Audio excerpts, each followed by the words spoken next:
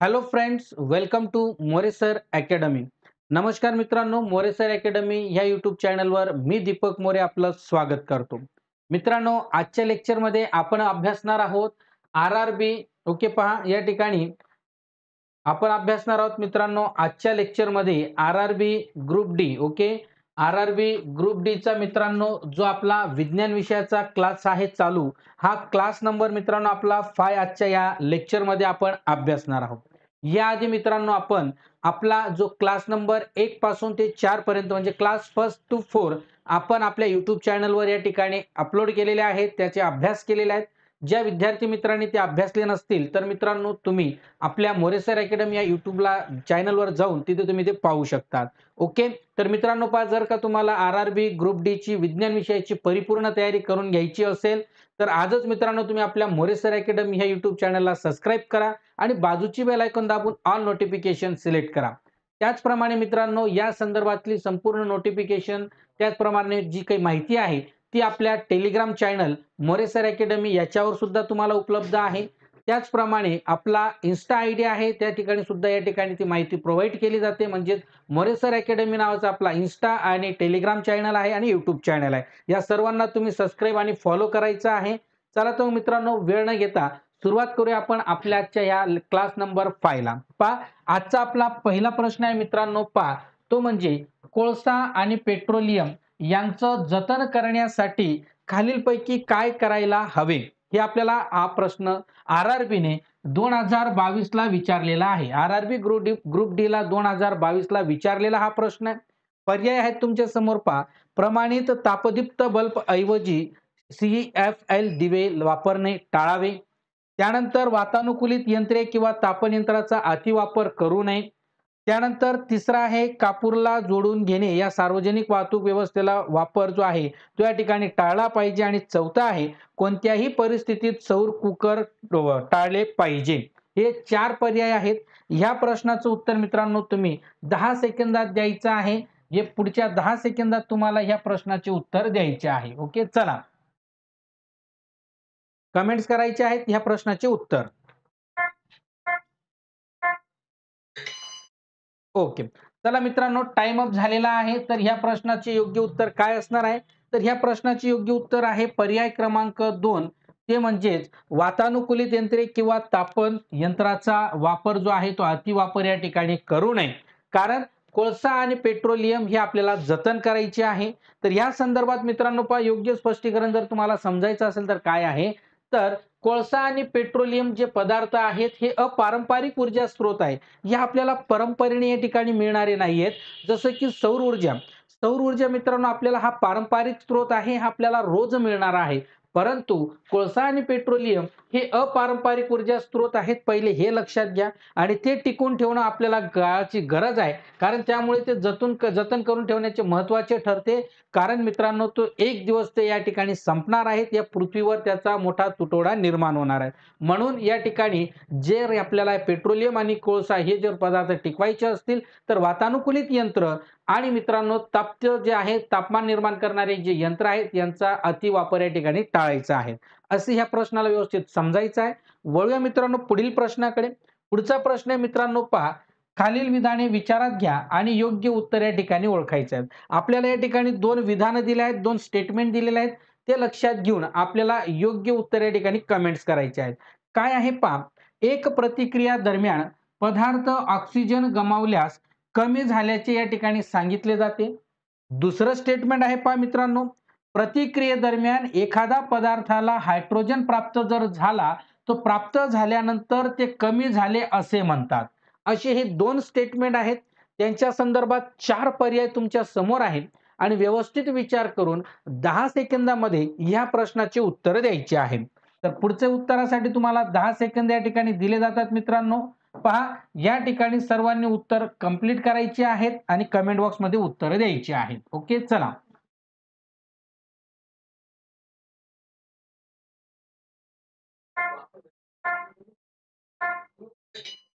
Okay, चला time up झालेला आहे मित्रांनो.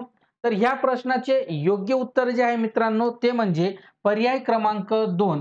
कारण हे दोघंही विधानं सत्य आहेत. हे दोघंही विधानं मित्रांनो या ठिकाणी सत्य आहेत. का सत्य आहेत तेही या ठिकाणी लक्षात घ्या. पहा, या ठिकाणी पहिलं विधान सत्य असण्याचं कारण आहे, की प्रतिक्रियेदरम्यान पदार्थ ऑक्सिजन गमावल्यास तो कमी म्हणजेच रिड्यूस्ड या ठिकाणी झाल्याचे या ठिकाणी सांगितले जाते. हे विधान सत्य आहे. कारण पदार्थ जेव्हा आपला ऑक्सिजन गमावतो, जेव्हा एखादा पदार्थ मित्रांनो आपल्या जवळचा ऑक्सिजन गमावतो, त्यावेळेस तो काय होतो, रिडक्शन प्रक्रियेमध्ये जातो. तो रिडक्शन प्रक्रियेमधून जात असतो. हे या प्रश्नाचे योग्य उत्तर असणार आहे. हे याचं काय असणार आहे मित्रांनो, हे विधान बरोबर असणार आहे. सेकंड जे असणार आहे मित्रांनो, सेकंड स्टेटमेंट ते म्हणजे प्रतिक्रियेच्या दरम्यान एखाद्या पदार्थाला हायड्रोजन जर प्राप्त झाल्यास ते कमी या ठिकाणी रिड्युस्टेड झाले असे म्हटलेलं आहे. हेही विधान बरोबर आहे. कारण या ठिकाणी हे विधान सत्य आहे. याला कारण असं आहे, की जेव्हा हायड्रोजनची वाढ होते, हायड्रोजन वाढल्यानंतर त्याचं रिडक्शन या ठिकाणी जे आहे, ते रिडक्शनाचीच एक या ठिकाणी निशाणी आहे. म्हणून मित्रांनो काय आहेत, दोघंही स्टेटमेंट या ठिकाणी काय आहेत, बरोबर आहेत. हे या ठिकाणी लक्षात घ्या. ओके मित्रांनो, अशा पद्धतीने जर का तुम्हाला आपल्या RRB ग्रुप डी साठी विज्ञान विषयाची परिपूर्ण तयारी करायची असेल, तर आजच मित्रांनो तुम्ही आपला मोरेसर अकॅडमी नावाचा जो ॲप्स आहे पहा, मोरेसर अकॅडमी. ओके, मोरेसर अकॅडमी नावाचा मित्रांनो आपला ॲप्स आहे, तो तुम्ही गुगल प्ले स्टोअर मधून इन्स्टॉल करायचा आहे.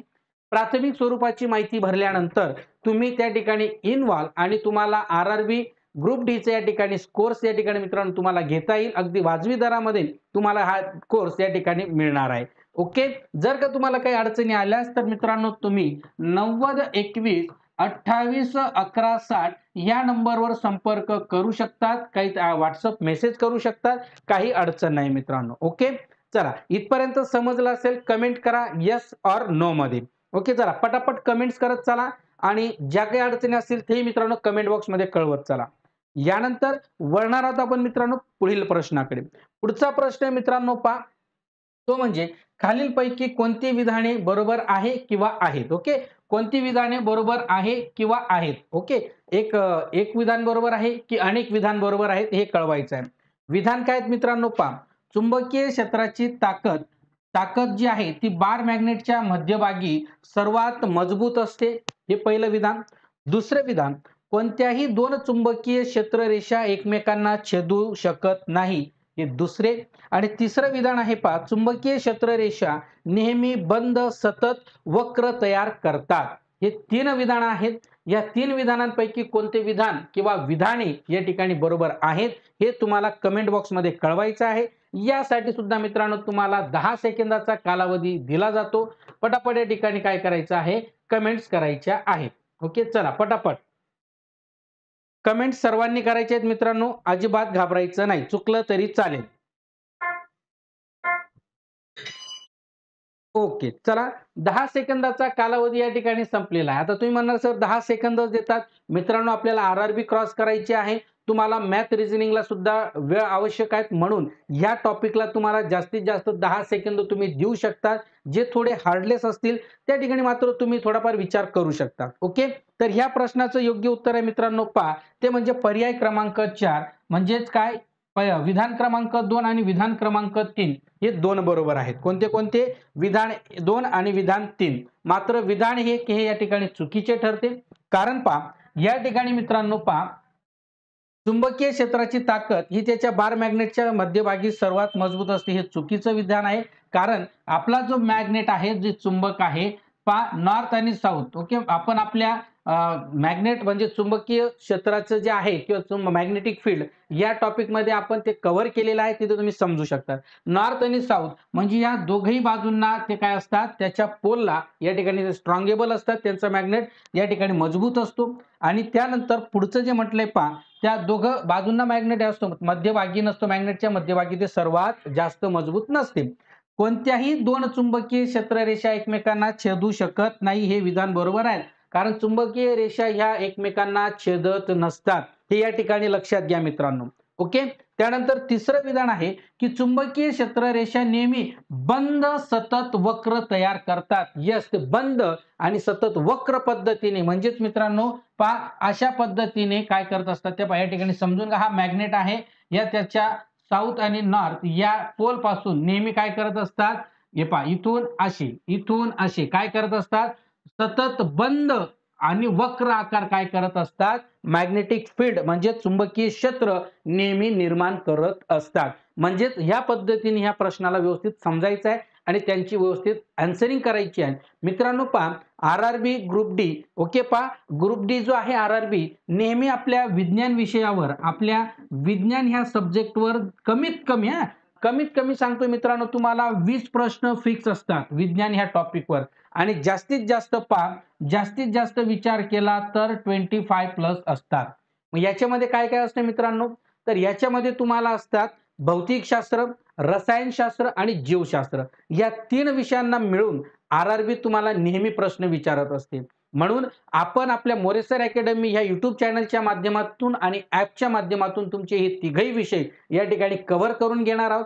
जे काही थोडेफार लेक्चर आहेत ते तुम्हाला ऑनलाईन उपलब्ध होतील लाईव्ह. परंतु मित्रांनो जर का तुम्हाला पूर्ण कोर्स या ठिकाणी समजून घ्यायचे, तिघही विषय समजून घ्यायचे असतील, आजच तुम्ही आपला मोरे सर अकॅडमी हा जो ॲप्स आहे हा Google Play Store मधून या ठिकाणी इन्स्टॉल करायचा आहे आणि मित्रांनो तुम्ही विज्ञान विषयाची आर-आर-बीची बॅच या ठिकाणी घेऊ शकता. अडचणी आल्यास मित्रांनो तुम्हाला कॉन्टॅक्ट नंबर दिलेला आहे. पुन्हा एकदा देतो पहा, 9021281160 9021281160 या नंबरवर तुम्ही WhatsAppने किंवा कॉलिंगने संपर्क साधू शकता. ओके. यानंतर वळूया मित्रांनो पुढील प्रश्न. पुढच्या प्रश्नाकडे जाऊया. पुढचा प्रश्न आहे पहा, वनस्पतींमध्ये कसा आणि कधी टाकाऊ पदार्थ म्हणून ऑक्सिजनची निर्मिती होते? ओके. प्रश्न काय केला पाहिजे, वनस्पती आहे त्या वनस्पतींमध्ये कसा आणि कधी टाकाऊ पदार्थ म्हणून या ठिकाणी ऑक्सिजनची निर्मिती होते. म्हणजे आधी इथं समजून घ्यायचं आहे वनस्पती ऑक्सिजन नावाचा टाकाऊ पदार्थ या ठिकाणी बाहेर काढत असते. ओके. चला हरकत नाही. पर्याय आहे श्वसनादरम्यान दिवसा, प्रकाश संश्लेषणादरम्यान दिवसा, की श्वसनादरम्यान रात्री, की प्रकाश संश्लेषणादरम्यान. ओके. असे 4 ऑप्शन आहेत आणि ह्या उत्तरासाठी मित्रांनो तुम्हाला दिले जातात 10 सेकंद. ओके. 10 सेकंदात ह्या प्रश्नाचं उत्तर कमेंट बॉक्समध्ये कळवायचं आहे सर्वांनी. ओके.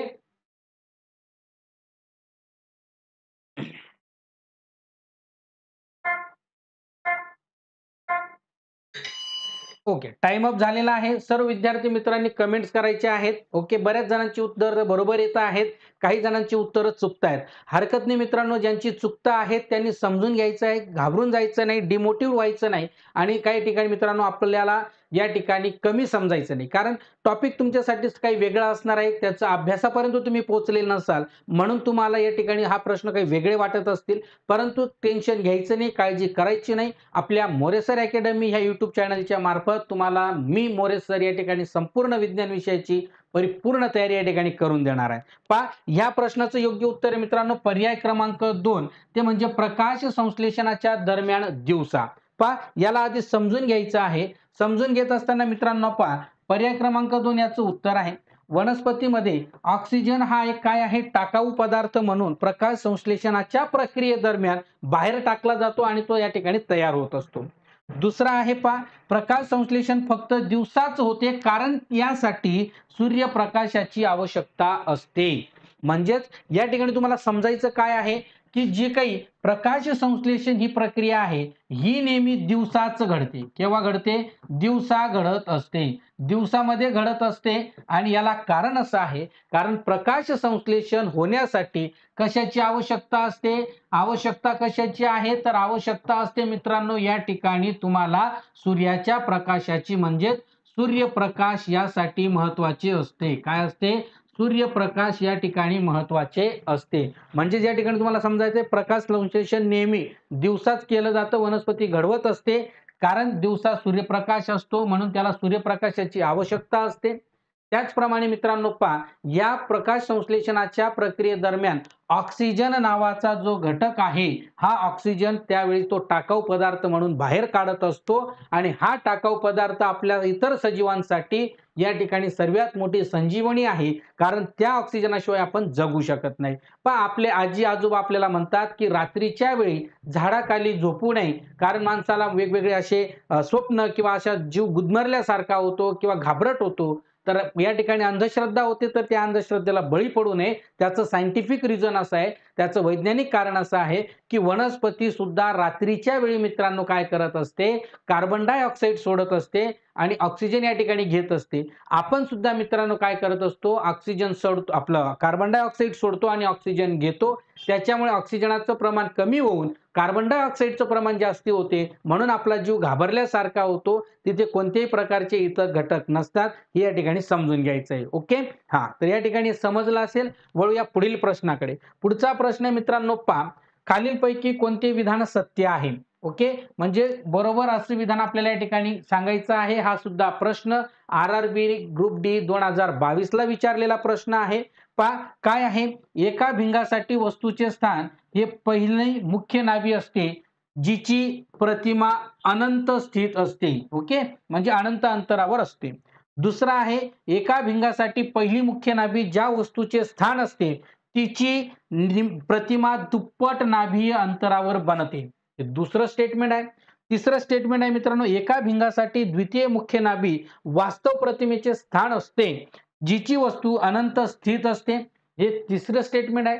चौथं स्टेटमेंट काय मित्रांनो पहा, एका भिंगासाठी द्वितीय मुख्य नाभी ज्या वस्तूचे स्थान असते तिची प्रतिमा दुप्पट नाभीय अंतरावर बनते. असे हे स्टेटमेंट आहेत.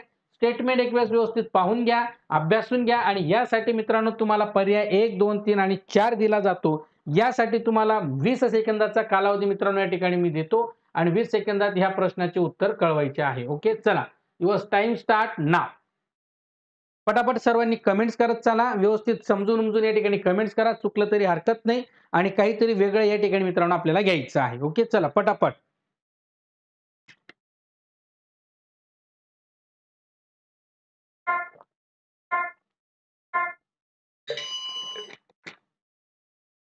वेळ संपलेला आहे मित्रांनो.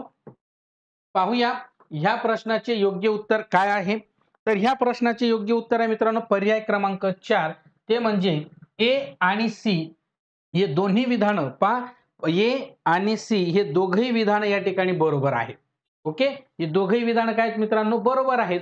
मग बी आणि सी, ओके, लक्षात घ्या, बी आणि सी हे का चुकीचे आहेत हे आपण या ठिकाणी पाहूया. बी आणि सी का चुकीचे आहेत ते सुद्धा या ठिकाणी पाहूया. ओके, चला, काही हरकत नाही. ओके, तर पहा मित्रांनो, बी आणि सी चुकीचं काय आहे ते पहा. कारण या ठिकाणी लक्षात घ्या की बी का चुकीचं आहे. एका भिंगासाठी पहिली मुख्य नाभी ज्या वस्तूने, पहा, ज्या वस्तूने त्या ठिकाणी त्या वस्तूचे स्थान या ठिकाणी असते तिची जी प्रतिमा आहे ती दुप्पट नाभी अंतरावर बनते. हे विधान चुकीचं आहे. का चुकीचं आहे? कारण पहा, जर वस्तू पहिल्या मुख्य नाभीवर ठेवली तर प्रतिमा दुप्पट नाभी अंतरावर म्हणजे 2f, म्हणजे 2f म्हणजेच काय, द्वितीय नाभी या ठिकाणी आहे तिथे बनेल असे म्हणणे या ठिकाणी अयोग्य आहे. ते योग्य नाही, हे या ठिकाणी लक्षात घ्या. दुसरं या ठिकाणी म्हटलंय पहा मित्रांनो, एका भिंगासाठी द्वितीय मुख्य नाभी ज्या वस्तूचे स्थान असते तिची प्रतिमा दुप्पट नाभी अंतरावर बनते. हे सुद्धा चुकीचे विधान आहे. का चुकीचे विधान आहे? पहा, द्वितीय मुख्य नाभीवर ठेवलेली वस्तू दुप्पट नाभी अंतरावर या ठिकाणी प्रतिमा देत नाही, हे या ठिकाणी लक्षात घ्या. ओके, कळालं मित्रांनो? तर पटापट कमेंट्स करा. चला, पटापट कमेंट्स करा. या ठिकाणी ही कन्सेप्ट समजली का? समजली नसेल तसे या ठिकाणी कमेंट्स करत चालायचे आहे. ओके, चला वळूया मित्रांनो यानंतर आपल्या पुढील प्रश्नाकडे. पुढचा प्रश्न मित्रांनो पहा, काय म्हटलंय, खालीलपैकी कोणते गुणधर्म सहसंयोज संयुगे सामान्यतः दर्शवत नाही? पहा प्रश्न समजा, कोणते गुणधर्म सहसंयोज बंधने किंवा संयुज संयुगे सामान्यतः दर्शवत नाही? हा सुद्धा RRB ग्रुप डी 2022 ला विचारलेला प्रश्न आहे. पर्याय पहा मित्रांनो, इलेक्ट्रॉन सामायिक करून त्यांची निर्मिती होते म्हणून का? 2, ते साधारणपणे आयन्स तयार करत नाही, हे आहे का?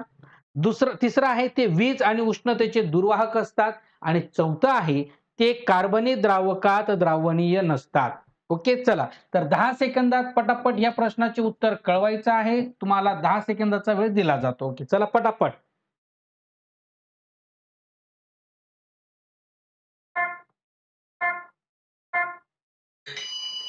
ओके, टाइम अप मित्रांनो, टाइम संपलेला आहे. ह्या प्रश्नाचं योग्य उत्तर आहे पर्याय क्रमांक 4. ते कार्बनी द्रावकात द्रावणीय नसतात, म्हणून सहसंयोज संयुगे सामान्यतः ते या ठिकाणी दर्शवले जात नाही. पहा मित्रांनो, या ठिकाणी पहा, लक्षात घ्या, याची जी गुणधर्म आहेत सहसंयोज संयुगाचे, ते गुणधर्म काय आहेत? ते इलेक्ट्रॉन सामायिक करून या ठिकाणी तयार होत असतात. काय होत असतात? इलेक्ट्रॉन सामायिक करून तयार होत असतात, ते बरोबर टिकतं. त्यानंतर त्यांचे जे आयन्स आहेत, ते आयन्स ते या ठिकाणी तयार करत नाही. पर्यायानुसार तुम्हाला स्पष्टीकरण दिलेलं आहे. त्यानंतर हे सुद्धा बरोबर आहे. तिसरं आहे की ते वीज आणि उष्णतेचे खराब वाहक असतात, हे सुद्धा स्टेटमेंट बरोबर आहे. हे सुद्धा स्टेटमेंट बरोबर आहे. सहसंयुगाचे हे गुणधर्मच आहे. चौथं आहे पहा या ठिकाणी, सहसंयुज संयुगे प्रामुख्याने कार्बनी द्रावकामध्ये विरघळत नाही, हे सुद्धा बरोबर आहे. म्हणून ते सामान्यतः सामान्यतः कार्बनी गुणधर्म दर्शवत नाही, म्हणून ते कार्बनी द्रावकात द्रावणीय नसतात. हा पर्याय या ठिकाणी बरोबर आहे.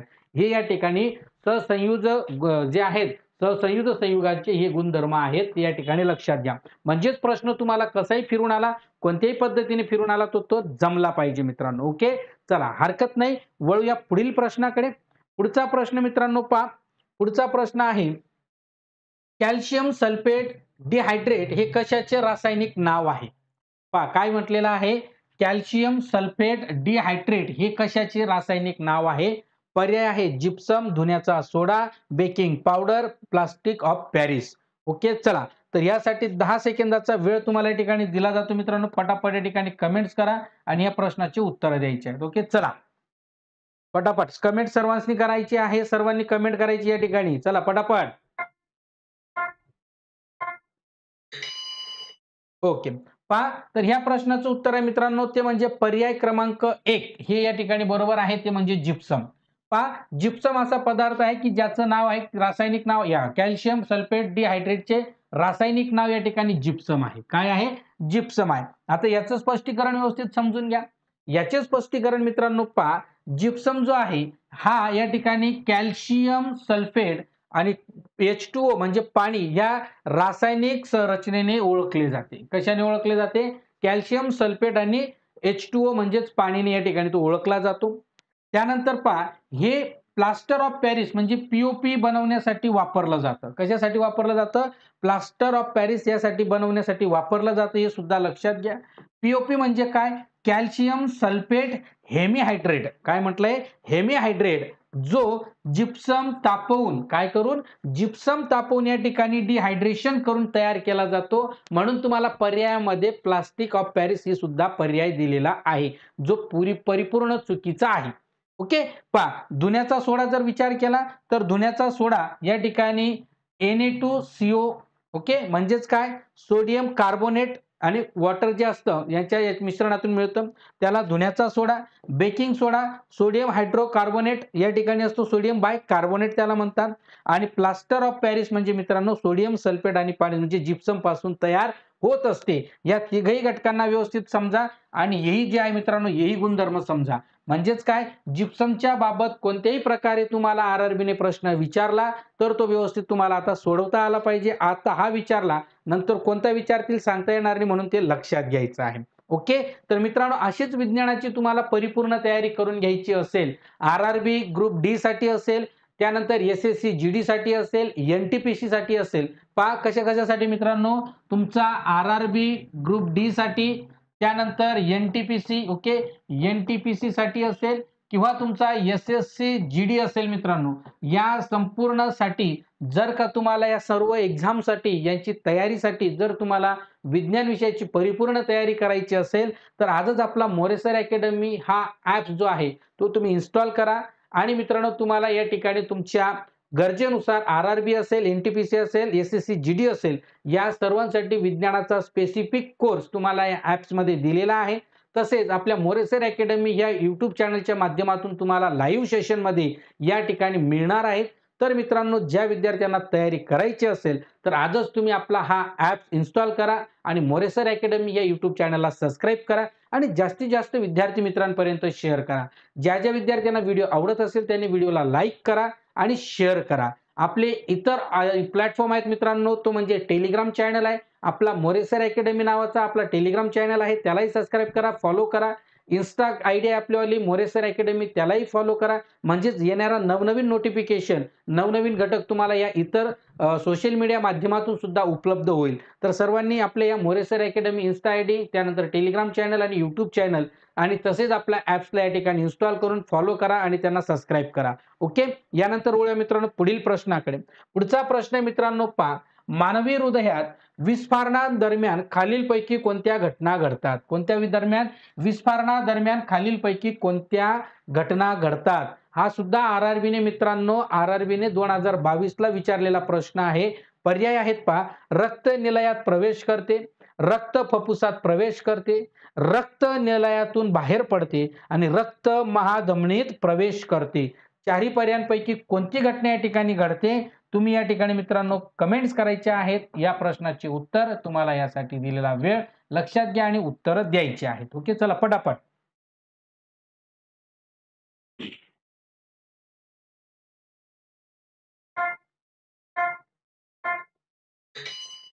ओके, टाइम अप झाला आहे.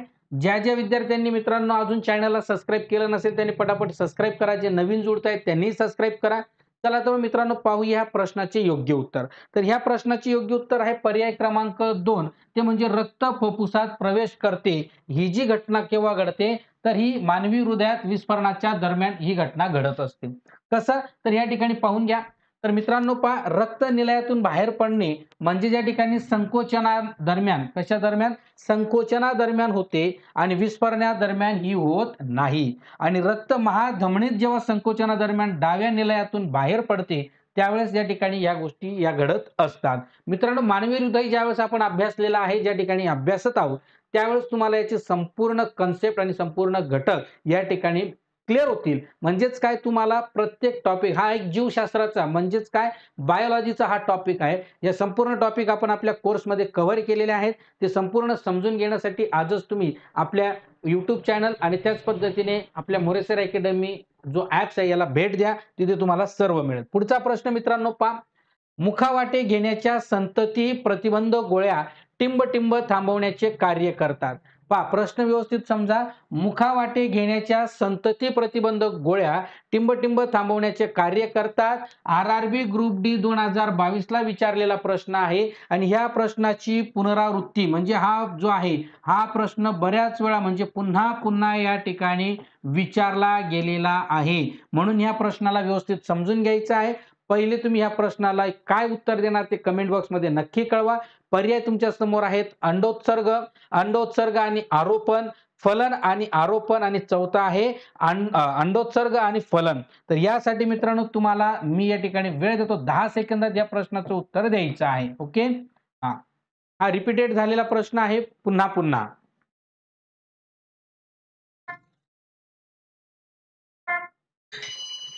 ओके. तर पहा मित्रांनो, हा जो प्रश्न आहे हा प्रश्न आरआरबी ग्रुप डी ला बऱ्याच वेळा विचारला गेलेला म्हणजे याचं रिपिटेशन बऱ्याच वेळेस झालेलं आहे. पण बऱ्याच विद्यार्थ्यांना याचं पाहिजे तसं समाधानकारक उत्तर मिळालेलं नाही. तर पाहूया, बऱ्याच विद्यार्थ्यांनी योग्य आणि काही विद्यार्थ्यांनी चुकीची उत्तरे केली आहेत. काही हरकत नाही. पण आपण समजून घेणार आहोत की ह्या प्रश्नाचे योग्य उत्तर काय असणार आहे. तर ह्या प्रश्नाचे योग्य उत्तर आहे मित्रांनो पर्याय क्रमांक 2. ते म्हणजे अंड उत्सर्ग आणि आरोपण हे याचं योग्य उत्तर आहे. प्रश्न काय आहे पहा, मुखावाटे घेण्याच्या संतती प्रतिबंधक ज्या गोळ्या आहेत त्या काय आहेत मित्रांनो, अंड उत्सर्ग आणि आरोपण थांबवण्याचं कार्य करतात. कसे ते पण या ठिकाणी समजून घ्या. पहा काय होत असतं, पहा या ठिकाणी मुखावाटे घेण्याच्या संतती प्रतिबंधक गोळ्या म्हणजे या ठिकाणी ओरल कंट्रॅक्टिव्ह म्हणजे या ठिकाणी अंड उत्सर्ग म्हणजे ओव्हल्यूशन आणि या ठिकाणी आरोपण थांबवण्याचं कार्य या ठिकाणी करतात. या गोळ्या ज्या आहेत या पद्धतीत हार्मोन्स जे आहेत म्हणजे प्रामुख्याने इस्ट्रोजन जे आहेत ते इस्ट्रोजन आणि प्रोजेस्टेरॉन या ठिकाणी वापरले जातात, जे गर्भाशयाच्या तयारीवर आणि अंड उत्सर्गावर प्रभाव टाकतात. कशावर प्रभाव टाकतात? तर हे या गर्भाशयाची जी तयारी आणि जे अंड उत्सर्ग आहे त्याच्यावर प्रभाव टाकत असतात. त्यानंतर पहा, अंड उत्सर्ग थांबणे म्हणजे नेमकं काय? संतती प्रतिबंधक गोळ्या घेतल्याने महिलांच्या शरीरात हार्मोनल बदल होतात, ज्यामुळे अंड उत्सर्ग थांबतो आणि अंड उत्सर्ग न झाल्यास अंडे गर्भाशयात सोडले जात नाही आणि त्यामुळे गर्भधारणेची शक्यता कमी असते. पहिलं. दुसरं या ठिकाणी लक्षात घ्या काय होतं, गर्भाशयात याचं आरोपण राखलं जातं. म्हणजे ज्या गोळ्यांमुळे गर्भाशयाच्या अस्तरात जे बदल होतात, ज्याच्यामुळे गर्भाशयाच्या ज्या भिंती आहेत त्या भिंतीवर अंडाणू आरोपित या ठिकाणी होणे कठीण होते, यामुळे गर्भधारणा होण्याची शक्यता कमी होते. पण ही सर्व जे काही गोष्टी असतात मित्रांनो, या सर्वच्या सर्व गोष्टी आपल्याला आपल्या शहाणपणाने नाही कराव्या लागत. ज्यावेळेस आपल्याला डॉक्टरांनी संतती प्रतिबंधक गोळ्याच्या संदर्भात अत्यंत प्रभावी असल्या कारणामुळे यांचा वापर डॉक्टरांच्या सल्ल्याशिवाय घेऊ नये. यांना डॉक्टरांचा सल्ला महत्त्वाचा आहे. डॉक्टरांच्या सल्ल्यानुसार करणे हे महत्त्वाचे आहे. अन्यथा याचे योग्य प्रमाण घेणे आवश्यक आहे. अन्यथा याचे वाईट परिणाम शरीरावर होतात, हे सर्वांनी लक्षात घ्या. गरजेनुसार आणि डॉक्टरांच्या सल्ल्यानुसारच या गोष्टी कराव्या लागतात. नेहमी लक्षात घ्या की हा जो प्रश्न आहे, हा प्रश्न RRB ग्रुप डी ला बऱ्याच वेळा रिपीटेड झालेला आहे, म्हणून व्यवस्थित समजून घ्यायचा आहे. ओके, समजलं असेल मित्रांनो, पटापट व्हिडिओला लाईक आणि जास्तीत जास्त विद्यार्थ्यांपर्यंत शेअर करायचा आहे. वळूया पुढील प्रश्नाकडे. पुढचा प्रश्न आहे मित्रांनो, पहा, तो म्हणजे खाली नमूद केलेले काही घटक मूत्रपिंडाचे कार्य कमी करतात, परिणामी विषयुक्त उत्कृष्ट पदार्थ शरीरात साठून राहतात, त्यातील चुकीचा पर्याय निवडायचा आहे. म्हणजेच काय विचारलं मित्रांनो, पहा, ज्या पदार्थामुळे मूत्रपिंडाचे कार्य जे आहे ते कमी करतं, असे कोणते घटक आहेत की ज्यामुळे मूत्रपिंडाचे काम कमी होतं. ओके, त्यापैकी चुकीचा पर्याय निवडायचा आहे. पहा, या ठिकाणी चुकीचा पर्याय निवडायचा आहे. पर्याय आहेत इजा, धूम्रपान न करणे, मूत्रपिंडाकडे निर्बंधित रक्तप्रवाह आणि जंतू संसर्ग. ओके, यापैकी आता चुकीचा पर्याय जो आहे तो या ठिकाणी निवडायचा आहे.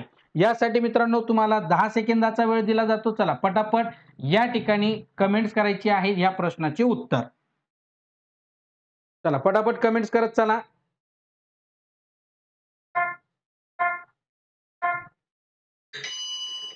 ओके, टाइम अप झालेला आहे. तर ह्या प्रश्नाचे योग्य उत्तर आहे मित्रांनो, ते म्हणजे पर्याय क्रमांक 2, ते म्हणजे धूम्रपान न करणे. ओके, धूम्रपान न करणे हे या प्रश्नाचे योग्य उत्तर आहे. कारण पहा मित्रांनो, इजा झाल्याने मूत्रपिंडाचे काम कमी होते. त्यानंतर मूत्रपिंडाकडे जे निर्बंधित रक्तप्रवाह होतो त्याच्यामुळे सुद्धा होतं, आणि जंतू संसर्ग झाला तरी सुद्धा मूत्रपिंडाचं कार्य कमी होतं. मग धूम्रपान न केल्यामुळे हे कार्य होत नाही. म्हणजे या ठिकाणी आपण स्पष्ट समजू शकतो, पहा, धूम्रपान न करणे हे याचं योग्य उत्तर आहे. कारण पहा, इजा जर झाली तर मूत्रपिंडाला झालेली कोणतीही गंभीर इजा त्याच्या कार्यक्षमतेवर या ठिकाणी परिणाम करू शकते. मूत्रपिंडाकडे निर्बंधित रक्ताचा विचार केला तर हे सुद्धा योग्य आहे. कारण मूत्रपिंडांना योग्य प्रमाणात रक्त मिळाले नाही तर त्यांच्या कार्यक्षमतेवर त्याचा परिणाम होतो.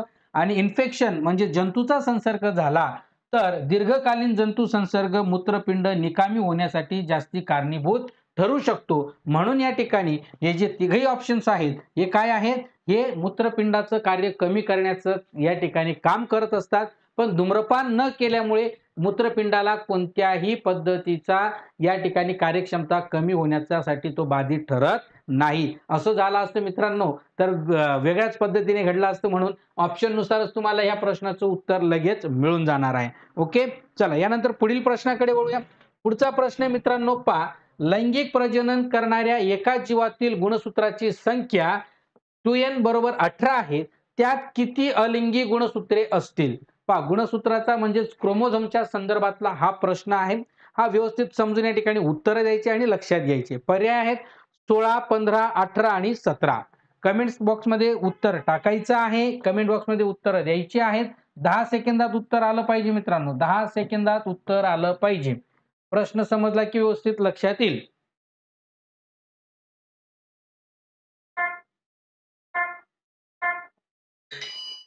ओके, टाइम अप झालेला आहे, वेळ संपलेला आहे. या प्रश्नाचे योग्य उत्तर जे आहे मित्रांनो ते म्हणजे पर्याय क्रमांक 1 ते 16.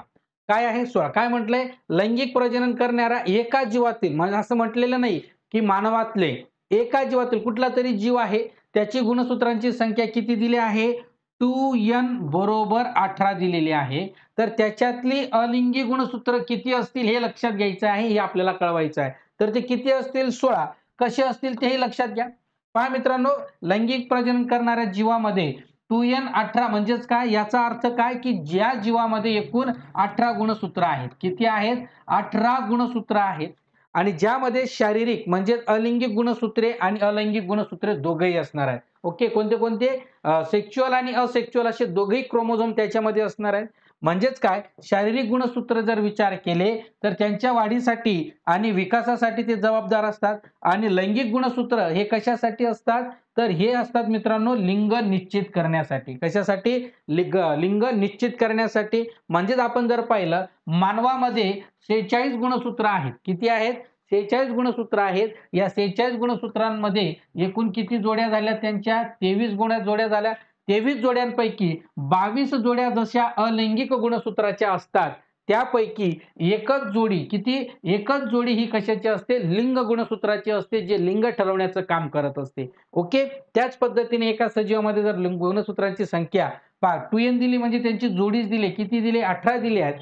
तर त्यांच्यामध्ये अलैंगिक गुणसूत्र किती असतील? तर 16 असतील. आणि उरलेली जी एक जोडी आहे, जे 2 गुणसूत्र आहेत, ते लिंग गुणसूत्राचे असतील. एकदम सिंपल आणि सरळ आहे मित्रांनो. ओके, व्हिडिओ आवडत असेल, लेक्चर आवडत असेल तर पटापट शेअर अँड सबस्क्राईब करा, लाईक करा आणि जास्तीत जास्त विद्यार्थी मित्रांपर्यंत पोहोचवायचं आहे मित्रांनो. ओके, यानंतर वळणार आहोत आपण आपल्या पुढील प्रश्नाकडे. पुढचा प्रश्न आहे मित्रांनो, पहा. चुंबक कुंडलाजवळ नेल्यास प्रेरित प्रवाह निर्माण करतो आणि प्रेरित प्रवाहाच्या परिणामात वाढ करण्यासाठी खालीलपैकी कोणत्या पद्धती किंवा त्या पद्धतींचा वापर केला जाऊ शकतो? 3 पद्धती दिल्या आहेत. पहिली आहे कुंडलातील वेटोळ्यांची संख्या वाढवणे. दुसरं आहे चुंबकाच्या गतीत वाढ करणे. आणि तिसरं आहे कुंडलाच्या तारेच्या रोधितेत वाढ करणे, म्हणजे त्याच्या रेझिस्टिव्हिटीमध्ये वाढ करणे. योग्य उत्तर कळवायचं आहे. यासाठी तुम्हाला 20 सेकंद देतो मित्रांनो. तर 20 सेकंदात या प्रश्नाचं उत्तर द्यायचं आहे, पटापट द्यायचं आहे. ओके, चला पटापट कळवायचं या प्रश्नाचे उत्तर. चला, सर्वांनी कमेंट्स करायच्या आहेत.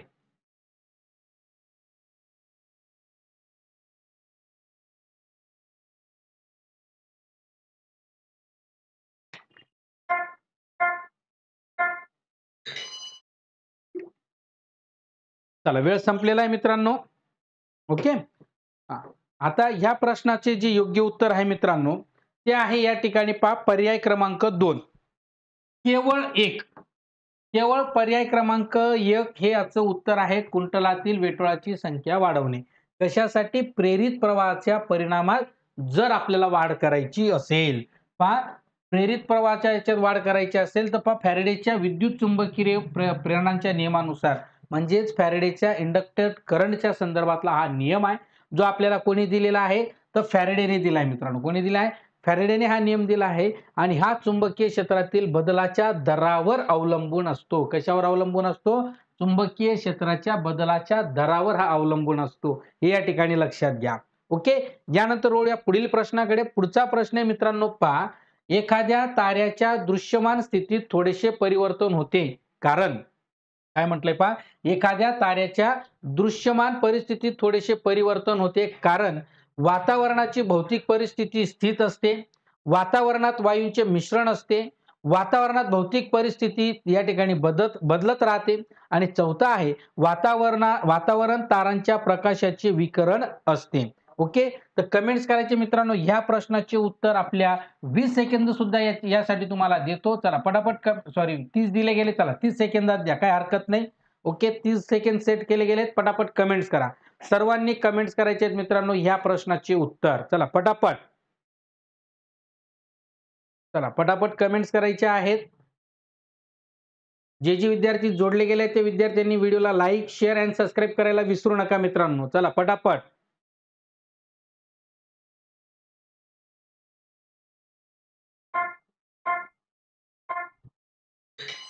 ओके, चला तर ह्या प्रश्नाचे योग्य उत्तर आहे मित्रांनो पर्याय क्रमांक 3.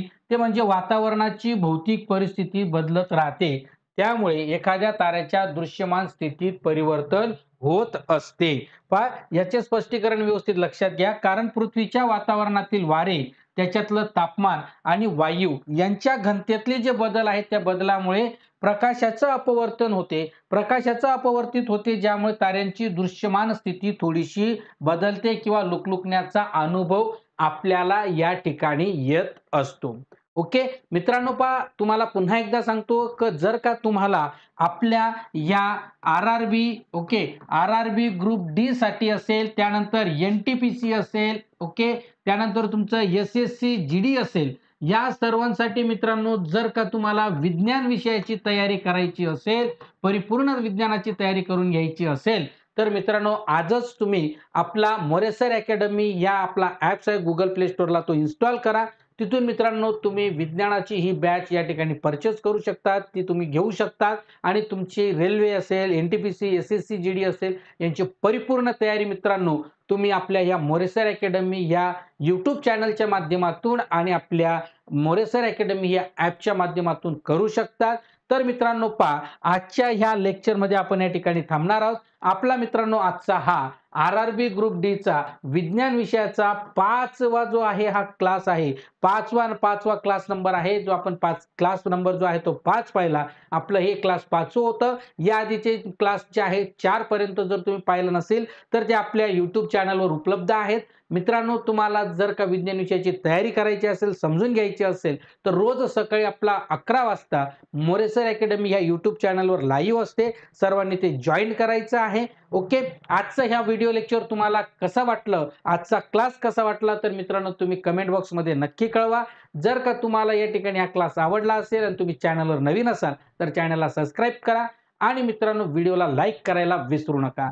तर मित्रांनो तुम्ही हा जो आहे व्हिडिओ तुम्ही जास्तीत जास्त विद्यार्थी मित्रांपर्यंत शेअर करणार अशी आशा बाळगतो आणि तुर्तास या ठिकाणी थांबतो. पुन्हा भेटूया मित्रांनो आपण आपल्या पुढच्या व्हिडिओमध्ये, पुढच्या टॉपिकसह, पुढच्या प्रश्नांसह. तोपर्यंत मित्रांनो सर्वांना see you again and bye bye friends. Thank you for watching this video friends.